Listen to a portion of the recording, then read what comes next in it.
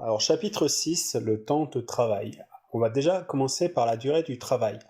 Il faut savoir que la durée du travail, la durée légale, est de 35 heures via la loi Aubry.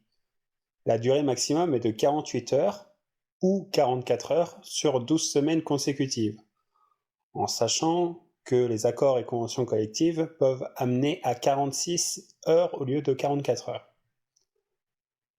Le temps maximum par jour de travail est de 10 heures.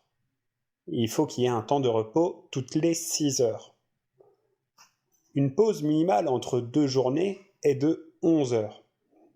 Il existe également des temps particuliers, avec des temps effectifs et des temps non effectifs. Dans les temps effectifs, il y a les temps de pause et les temps de restauration, surtout pour les postes comme les cadres, les managers.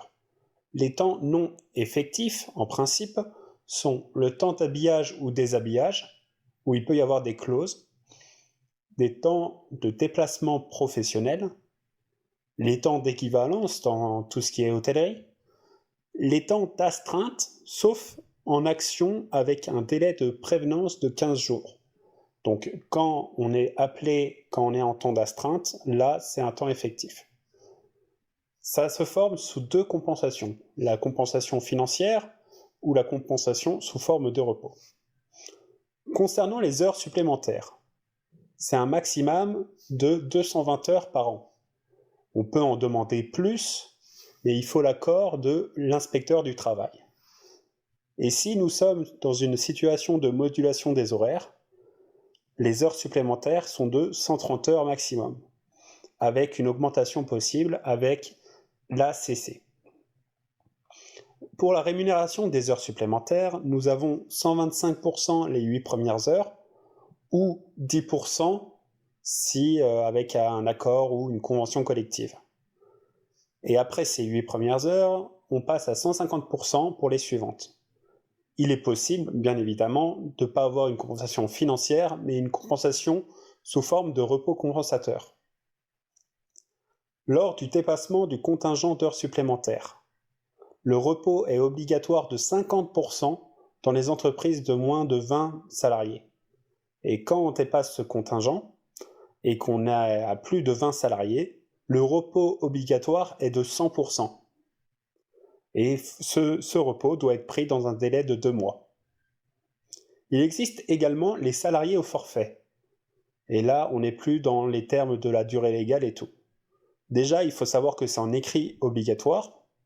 Ça concerne essentiellement les cadres.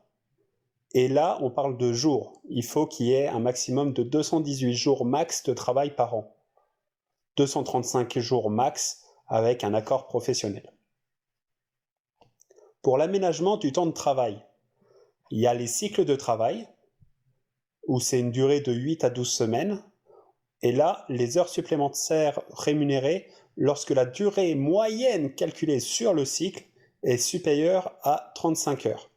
On n'est pas sur une semaine où on calcule les heures supplémentaires, mais bien sur le cycle.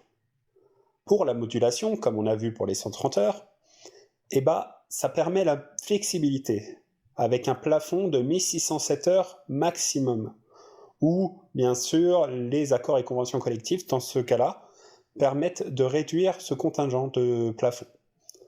Ça permet de ne pas payer les heures supplémentaires du coup, mais ça permet le chômage partiel s'il y a une faible activité.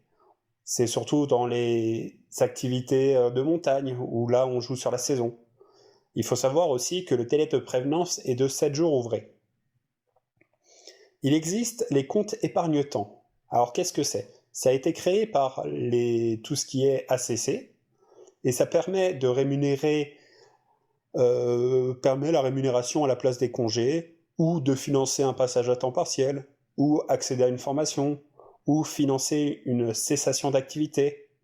Alors comment c'est alimenté ce plan d'épargne? Alors tout simplement, c'est alimenté en temps ou en argent, avec les acquis par repos compensateur, les RTT, les primes conventionnelles, les primes d'intéressement, les augmentations ou compléments de salaire de base. L'autorisation pour le travail de nuit. Il y a deux possibilités. Soit c'est en mode exceptionnel, soit via un accord de branche, des accords d'entreprise ou autorisé par l'inspecteur du travail. On peut prendre le cas pour les fast-foods ou bien la poste, les usines, etc. La durée du travail de nuit, c'est entre minuit et 5 heures. Exception uniquement de 21h et 7h pour tout ce qui est presse, radio, télé, cinéma, discothèque, spectacle. Tous les travails un peu de nuit. Alors pour être considéré comme travailleur de nuit, il faut soit avoir fait 270 heures de travail de nuit sur les 12 mois, soit au moins 2 fois par semaine, un minimum de 3 heures dans les horaires de minuit à 5 heures. Ou on peut être aussi considéré comme travailleur de nuit via des accords et conventions collectives. Les règles pour le travailleur de nuit. Il faut qu'il y ait une compensation financière ou sous forme de repos. Et il faut savoir que le salarié peut demander une affectation de poste de jour lorsque c'est incompatible avec ses obligations familiales ou son état de santé. Pour les travails en soirée, ça concerne les zones touristiques internationales. Et en fait, c'est entre 21h et minuit. Là, on ne parle pas de travail de nuit, mais on travaille en soirée. Il faut savoir que c'est payé double, ça repose sur du volontariat. Il faut bien sûr un accord écrit du salarié, et le mode de transport retour est pris en charge par l'employeur. Concernant les repos et les congés payés, il y a plusieurs types de dérogations. Il y a les dérogations de plein droit, les dérogations sur fondement géographique, les dérogations de zones frontalières, les dérogations des mers. Et donc là, on parle vraiment des dérogations pour le dimanche la plupart du temps. La dérogation de plein droit, c'est les commerces de détail avec une superficie au moins de 400 mètres carrés. Et il faut savoir que le salaire, là, il est majoré de 30%. Il y a aussi une autorisation possible du préfet pour 3 ans renouvelables. Les dérogations sur fondement géographique, c'est clairement les zones touristiques ou influences importantes. C'est un peu c'est les zones bien touristiques. Il y a les dérogations de zones frontalières, comme on va dire le chocolat suisse, ou les dérogations des maires. Et là, par contre, il faut savoir que c'est payé double, et le maire peut proposer ça, et c'est 12 fois par an, 12 dimanches dans l'année. Il peut aussi y avoir des fermetures obligatoires de l'établissement. Le préfet, pour une raison concurrentielle, peut ordonner la fermeture pour une durée de 24 heures consécutives par semaine à une entreprise ou un secteur. Alors, concernant les mineurs, il y a le repos hebdomadaire des jeunes. Il est obligatoire que ça soit 2 jours successifs, contrairement aux adultes. Niveau jour férié, c'est payé normalement, sauf des accords et conventions collectives qui peuvent changer ça.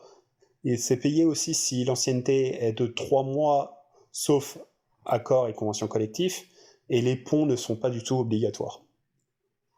Pour les congés payés, on a 30 jours ouvrables par an. On ne parle pas des RTT, mais bien des congés payés. Donc 30 jours ouvrables par an, soit 25 jours ouvrés. Et ça, c'est calculé entre le 1er juin N jusqu'au 31 mai N+1. Il faut obligatoirement qu'il y ait 2 semaines consécutives entre le 1er mai et le 31 octobre. Il y a un congé supplémentaire s'il n'y a pas eu 4 semaines dans cette période. Et ça peut être pris dès l'ouverture, les congés payés. Niveau des règles des congés payés, l'employeur, en fait, il décide l'ordre de départ.